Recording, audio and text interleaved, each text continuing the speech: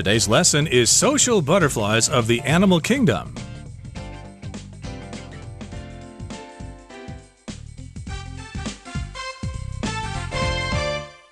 Hi, everybody. I'm Roger. And I'm Mike. And today we're going to continue talking about social butterflies of the animal kingdom. And specifically, we're talking about animals that cooperate with each other for the benefit of each other.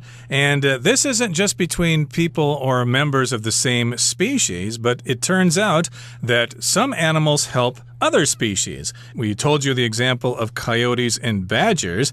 They actually cooperate together to hunt prey. And then we also talked about spiders who build webs, and they all cooperate in order to catch more of those nasty mosquitoes so they can chow down on them. Absolutely. So today we're going to look at a few more animals that help each other out. An interesting species of monkey that can do some amazing things when working as a team, and also a type of deer that can also help out each other. Indeed. So let's do this without any further ado. We'll get right into it.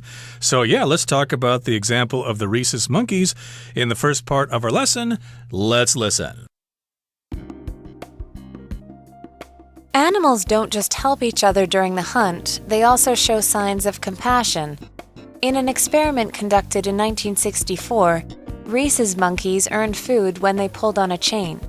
But there was a catch. Every time a monkey did so, a second received an electric shock. Smart enough to make the connection, the monkeys protected their companions by refusing to pull the chain, even when it meant barely eating for days. 各位好，第一部分我们看到名词 compassion 指怜悯或是同情。例如 Our teacher has no compassion for students who refuse to work hard. 我们的老师对于拒绝努力的学生毫无怜悯之心。或是 You have displayed much compassion in helping me through these tough times. 你展现了深切的同情心，帮助我度过难关。另外，在这个字的字尾加上 ate 就成了形容词 compassionate， 指有怜悯心的或是有同情心的，像是The compassionate family took in several people who were left homeless by the earthquake. 那个有同情心的家庭收容了好几名因为地震而无家可归的民众。接着我们看到单字 companion， 这个字是名词，意思是同伴。举例来说 Her pet cat has been her constant companion for the past 5 years. 她的宠物猫在过去5年一直与她形影不离。或是 Ashley was my travel companion on my trip to Hong Kong. Ashley 是我去香港旅游时的同伴。另外在这个字的字尾加上 ship 就成了不可数名词 companionship， 指陪伴或是友情。例如 Miranda lived on the island for years with only a small monkey for companionship. Miranda 在岛上住了几年，只有一只小猴子作伴。或是 Jen enjoyed the care and companionship she shared with her best friend. Jen 享受她和最好朋友之间的彼此照顾和友情。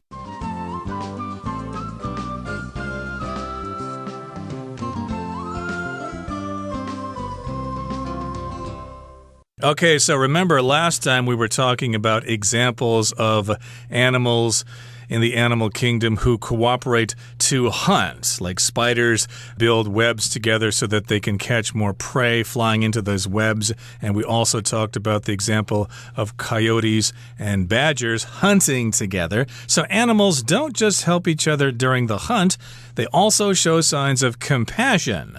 Compassion, of course, is trying to understand the other person and trying to understand how they feel. Usually, if something bad has happened to them, you might want to have compassion for somebody. Say, if someone lost their job, you try to show compassion for them and say, oh, don't worry, it'll be all right. It's probably for the better. You can probably find even a better job now. Caring, sympathy, kindness, these are the types of things we think of when we're trying to show compassion.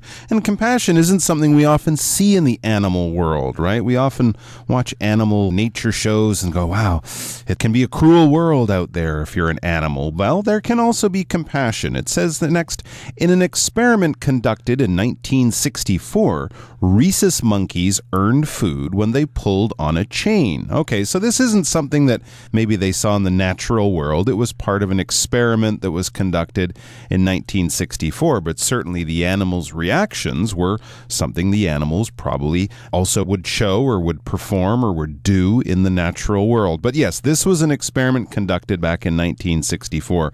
When we conduct something in this way, we're basically doing something in probably an organized and planned out way. This is a verb we often use when talking about experiments. Scientific experiments are conducted by scientists. They're conducted in labs. They're conducted to try to show something. This is why they do something like an experiment. Yep, you can conduct an experiment, you can conduct a survey, etc. And this took place quite a while ago, back in 1964, and it involved rhesus monkeys. That's a kind of monkey, and they earned food when they pulled on a chain. So they were probably trained to do that, and they probably caught on rather quickly there. Hey, if I pull this chain, then I'll get something really tasty to eat. That's right. But there was a catch, we read next. So there was some kind of trick to this experiment. It wasn't as simple as pulling on a chain and getting some food. There was a catch. It says every time a monkey did so, that is, pulled on the chain to receive or earn food, a second received an electric shock. Oh my gosh, that's not a very nice experiment at all. So this was the little trick to the experiment. Yes, the monkey would pull on a chain, it would get some food. This is a good thing. But the bad thing would be that every time monkey A did this, another monkey, let's say monkey B, would receive a painful electric shock. So it was in another box, in another area. There might even be, glass or something between them so one can see what happens to the other. So the monkey that's getting the food is happy about getting the food, but let's see what it thinks about its friend, its fellow monkey, getting a painful electric shock when it's taking food. That sounds kind of cruel there for another monkey to get an electric shock. So that's the catch. Back to the word catch there, I could say, for example, somebody offered me a smartphone for just 1,000 NT dollars. And I said, well, that's too good to be true. What's the catch? Well, yes, when you buy the phone, you have to sign up for 3 years of service and you have to pay a minimum monthly charge of 600 NT dollars or something like that. That is the catch. So again, the catch here is that the second monkey gets shocked, and smart enough to make the connection, the monkeys protected their companions by refusing to pull the chain, even when it meant barely eating for days. Wow. That's very nice here. The first monkey realized what was happening. Oh my goodness, if I pull that chain, yes, I get something to eat, but that other monkey will get an electric shock. I don't want that to happen to my buddy. We're buddies, we're pals, so the monkeys protected their companions by refusing to pull the chain. Your companion, of course, is somebody you're working with together. They're kind of like your lifelong friend. Something like that, absolutely. So they didn't pull the chain even when it meant barely eating for days. And barely here is a word that we use, and it's kind of like just a little bit, okay? So if you barely do something, you really don't do it very much. You do it a little bit, but really not very much. And basically, we use this word to show how little we do something, right? So we started the movie, but I barely saw any of it because after 10 minutes I fell asleep. So I did watch some of the movie, but just a tiny little bit of it. And by using that word barely, I'm showing you what a small amount that actually was. Or my salary is so low that I can barely pay my bills. Oh my gosh. So maybe I should get another job. And don't pay for that cell phone with the catch. That is a pretty tricky catch there, so I guess I'll just rely on my CB radio or something like that. Okay, that brings us to the end of the first part of our lesson. Let's move on now to the second part. We'll listen first. Mule deer are similarly selfless.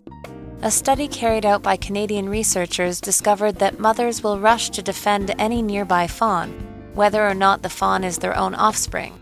This unusual conduct means mule deer young are much less likely to be killed by predators than those of other deer species.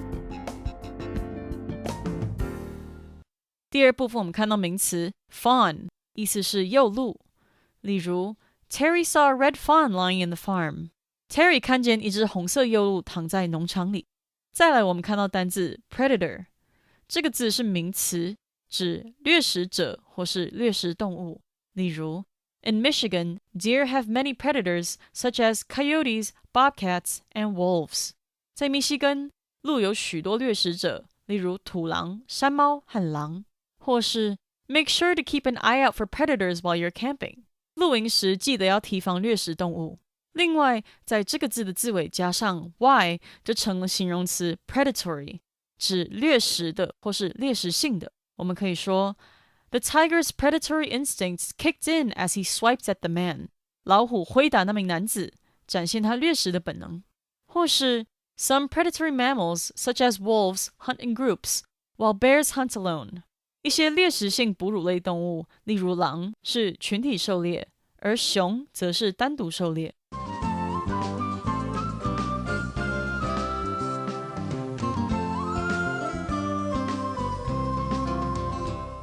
Okay, let's move on now to the second part of our lesson. We're going to talk about mule deer. Be careful with that word deer because one deer and two deer, the word deer there, of course, is both singular or plural, although I have heard people say deers, and I think it is acceptable as the plural form, but I grew up learning one deer, two deer without the S. Sort of like many people would say with fish as well. One fish, two fish. Okay. So mule deer, this is a special type of deer. A lot of people might know reindeer, of course, from Santa Claus and Rudolph. These aren't quite that famous, but they're a similar type of animal. And they are also similarly selfless. That is to rhesus monkeys. When we talk about being selfless, we talk about being very generous, very kind. You're willing to share. You don't think of yourself first. You think of other people first. So mule deer are also very kind and compassionate.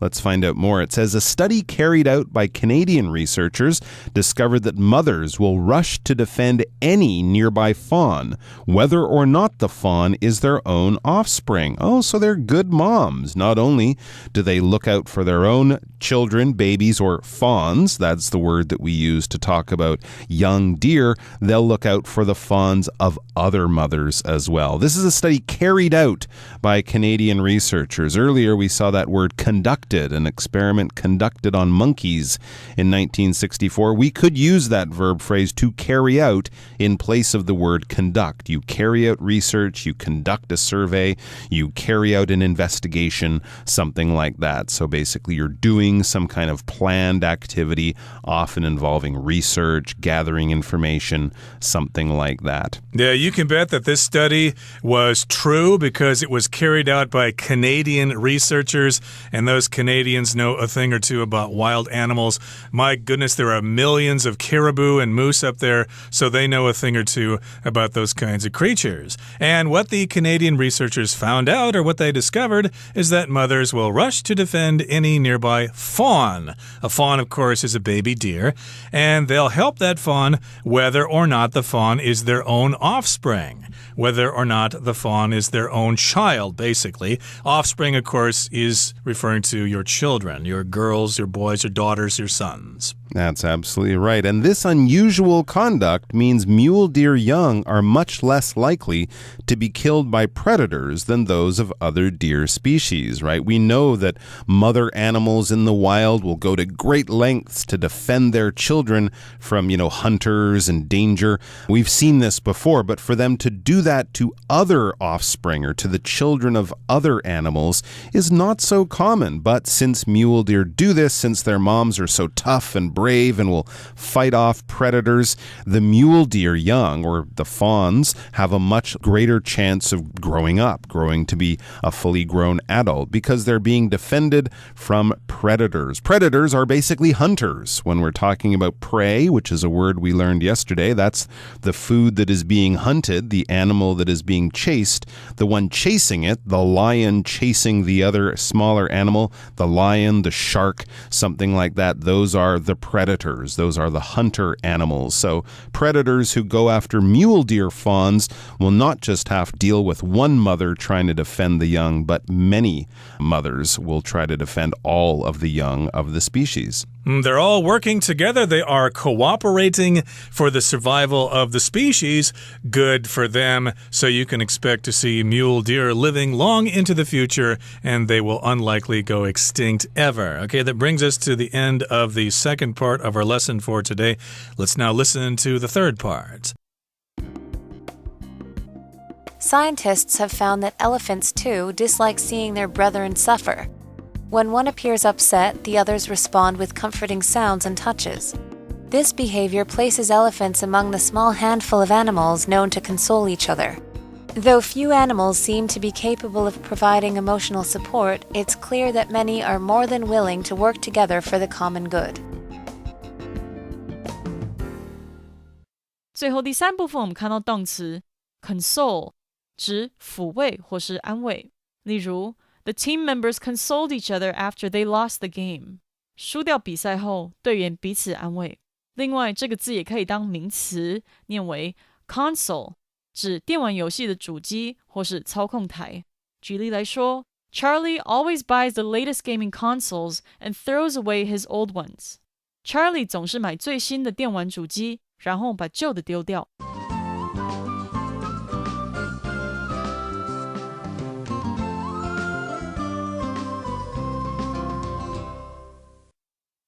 Okay, let's talk about the third part of our lesson for today.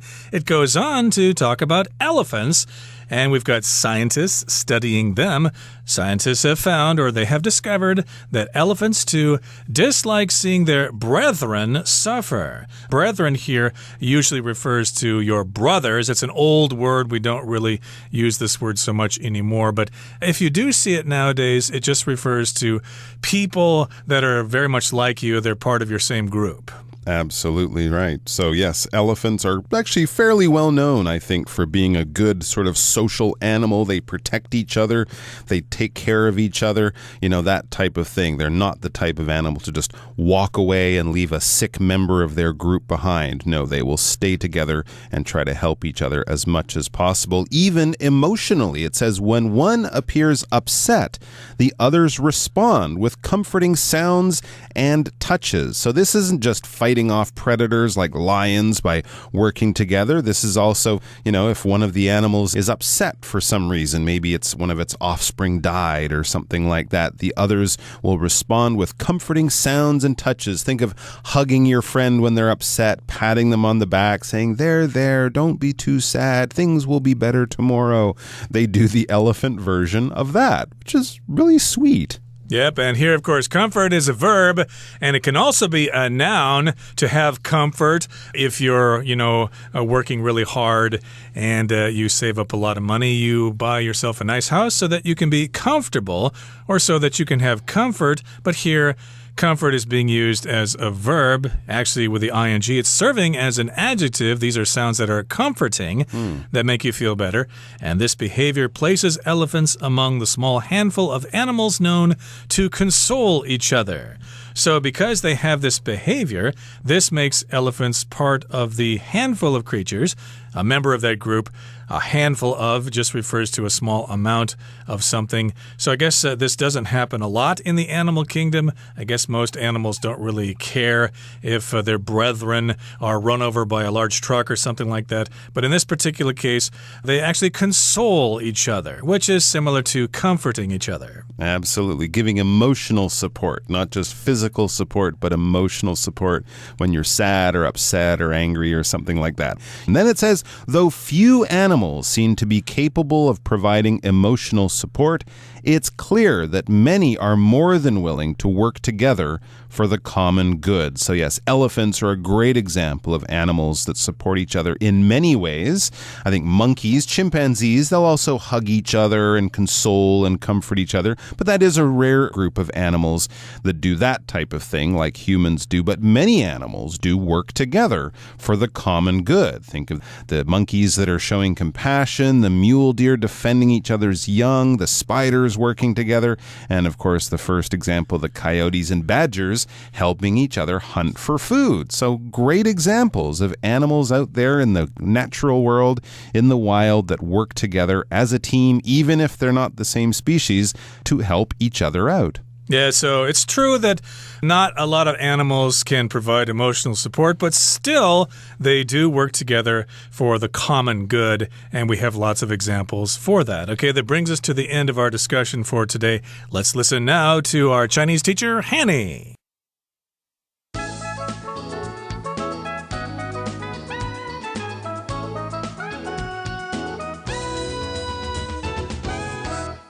各位同学大家好，我是 Hanny。 我们来看今天的文法重点。课文第一部分提到，在1964年的一项实验里面，印度恒河猴每拉一次链条就可以获得食物，但是有陷阱。每当有猴子这么做的时候啊，另外一只就会受到电击，听起来还蛮残忍的哦。好，那么文中用到 there was a catch 来表达有陷阱。catch 在这边它是当名词来表达隐藏的陷阱、暗藏的不利因素。那么 there is a catch 或者是 there is one catch 就是表达有一个隐藏的问题，暗藏着不利的因素。那这句话呢，就是用来描述事情它没有表面上看起来那么简单，是有陷阱的。好，另外当我们遇到条件非常好啊，或者是非常有利的事情时，你可能会觉得 Wow, it sounds too good to be true. 这听起来好到令人难以置信耶，让你就开始有戒心，不禁怀疑其中是否有诈。那这时候你就可以说 What's the catch? 有什么附加条件吗？这背后有什么诡计阴谋吗？好，接着读到课文第3部分的最后一句，他说 Though few animals seem to be capable of providing emotional support, it's clear that many are more than willing to work together for the common good. 虽然看起来几乎没有动物能提供情感上的支持，但许多动物显然都非常乐意为了共同利益而合作。那 for the common good 就是指为了共同的利益，或是为了公众利益。那这个句子还有几个重点。第一个是 seem 当连缀动词，它表示似乎好像。那有一个常见的用法是 seem to be 加上名词或形容词，其中的 to be 可以省略不用。像文中的 seem to be capable of providing， 我们这边也可以把 to be 省略变成 seem capable of providing 点点点。那么另一个常见的用法则是 seem to 加原形动词，像是 He seems to have a crush on you， 他好像喜欢你耶。好，第二个重点是 It's clear 再加上 that 子句，是用来表达 that 子句所描述的事情是很显然的、很明显的。那么 it 在这边是虚主词，用来代替后面的 that 子句。举例来说It's clear that they're not interested. 很显然他们没有兴趣。那么第3个重点是 be willing to 加上原形动词，这是指乐意做某事。那么在 willing 前面加上 more than 是用来加强语气，去表达非常怎么样、极其怎么样。所以说 be more than willing to 加上原形动词，就是表达非常乐意做某事咯。举例来说I'm more than willing to help you. 我很乐意协助你。好，以上是今天重点整理，我们回顾今天的单字吧。Compassion. When people are struggling, it's important to treat them with compassion. Conduct. Tony conducted a study to discover the effects of stress on sleep. Companion. Gary got to know his traveling companions during their trip to the temple. Barely. Henry raced to catch his flight, and he barely made it in time. Predator. Cats are natural predators, so their instinct is to attack small animals. Discussion starter starts now! Okay, it's time now for our discussion question for today. Have you read about any other social behaviors that animals engage in? If so, what are they? If not, what behavior from the article did you find the most interesting or surprising? I read that there are these types of animals, and I think one example is a cleaner bird. I think that's actually what it's called. And they work together with larger animals to keep them clean. They actually will, go in their mouth and clean out around their teeth, maybe stand on their back and eat little insects that try to bite the bigger animal. And I think this is interesting because in many cases, these larger animals might actually hunt smaller animals like that, or certainly not like to be bothered by them. them, but they'll stand there patiently while these smaller animals, whether they're birds on the back of a hippopotamus or those small fish that attach themselves to larger whales or sharks, they'll actually sit there patiently while these smaller animals, kind of clean them off and do their spa treatment. I always think that's a really interesting example of sort of animals working together in nature. Pretty cool, but I read about something, or at least I should say I saw YouTube videos, and it's of course all about these different animals helping each other out. You see cats helping out puppies, sometimes you see crows helping out squirrels and things like that. So I think that's pretty interesting, and you never know what you're going to find when you spend an evening watching YouTube videos. Well, that brings us to the end of another edition of our program, and please make sure you join us again next time.